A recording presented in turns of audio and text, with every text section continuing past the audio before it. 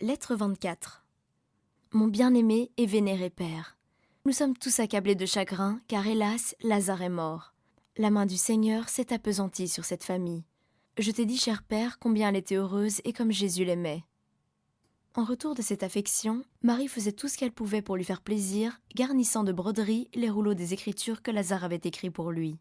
Marthe, quand il était là, soignait de son mieux les repas. Mais Jésus ne pense guère aux festins qui sont si vite terminés. Il prend plus de plaisir aux auditeurs comme Marie, qui oublie tout pour écouter la divine sagesse qui sort de ses lèvres. Un certain jour que je l'écoutais avec Lazare et Marie, Marthe, qui était occupée à préparer un plat où elle excelle, accourut pour demander à Marie de venir à son aide.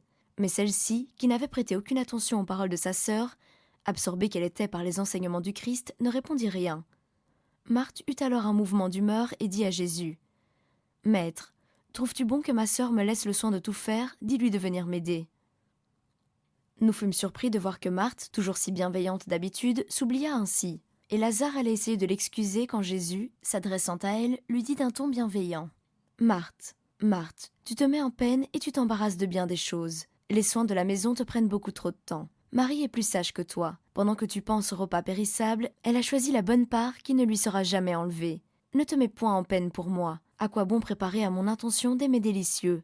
Les biens de la terre me laissent indifférent, moi qui n'ai souvent pas une pierre pour y poser ma tête. » « Oh, ne parle pas ainsi, cher maître, s'écria Marthe, en se jetant aux pieds de Jésus, les yeux remplis de larmes. Notre maison est ta maison, et aussi longtemps que j'aurai un toit, tu pourras venir t'y abriter. Nous étions tous émus de la gravité de Marthe. Jésus, prenant sa main, lui dit doucement : « Je sais que c'est par affection pour moi que tu te donnes tant de peine pour préparer les repas. Mais ma nourriture et mon breuvage, c'est d'enseigner la vérité de Dieu, car c'est ainsi que j'accomplis la volonté de mon Père qui m'a envoyé.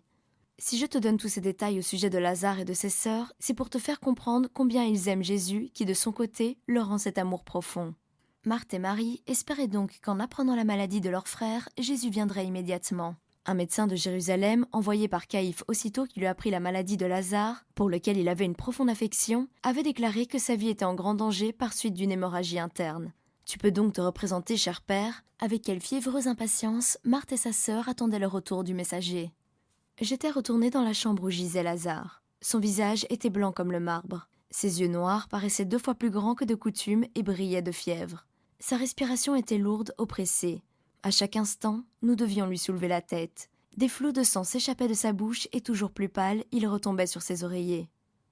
Hélas, Lazare est mort. Les pertes de sang l'ont tellement affaibli qu'insensiblement ses yeux se sont fermés, son cœur a cessé de battre et il s'est endormi pour toujours aussi paisiblement qu'un enfant dans le sein de sa mère.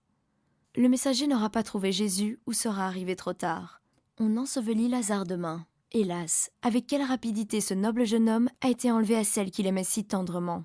Adieu, cher père, mon cœur est brisé de douleur. Que le Dieu d'Abraham te protège pendant ton voyage et te ramène sain et sauf à ta fille affectionnée, Adina.